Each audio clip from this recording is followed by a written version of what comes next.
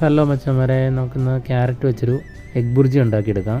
അതിനായിട്ട് ചട്ടി അടുപ്പത്തോട്ട് വെച്ച് അതിലോട്ട് എണ്ണ ഒഴിച്ച് എണ്ണ ചൂടായി വരുമ്പോൾ അതിലോട്ട് കടുകും വറ്റൽമുളകും കൂടി ഇട്ട് പൊട്ടിച്ച് അതിനുശേഷം അതിലോട്ട് പച്ചമുളകും കറിവേപ്പിലയും കൂടി ഇട്ട് മൂപ്പിച്ചതിന് ശേഷം അരിഞ്ഞു വെച്ചേക്കുന്ന സവാളയും കൂടി ഇട്ട് ആവശ്യത്തിന് ഉപ്പും കൂടി ഇട്ട് നല്ലപോലെ വഴറ്റിയെടുക്കാം.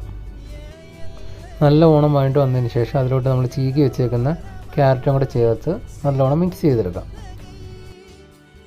ഇതിലോട്ട് നമുക്ക് ആവശ്യത്തിന് മഞ്ഞൾപ്പൊടിയും കുരുമുളക് പൊടിയും കൂടി ഇട്ട് നല്ലപോലെ മിക്സ് ചെയ്തെടുക്കാം. ക്യാരറ്റ് ഇവിടെ നല്ലപോലെ വെന്ത് വന്നിട്ടുണ്ട്. ഇതിലോട്ട് നമുക്ക് മുട്ട ഒഴിച്ചു കൊടുക്കാം. മുട്ട ഒഴിച്ചു കൊടുത്തതിന് ശേഷം നല്ലപോലെ മിക്സ് ചെയ്തെടുക്കാം.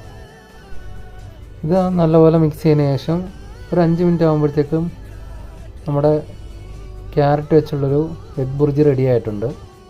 അപ്പോൾ വീഡിയോ ഇഷ്ടമായെന്നുണ്ടെങ്കിൽ ചാനലൊന്ന് സബ്സ്ക്രൈബ് ചെയ്ത് സപ്പോർട്ട് ചെയ്തേക്കണേ.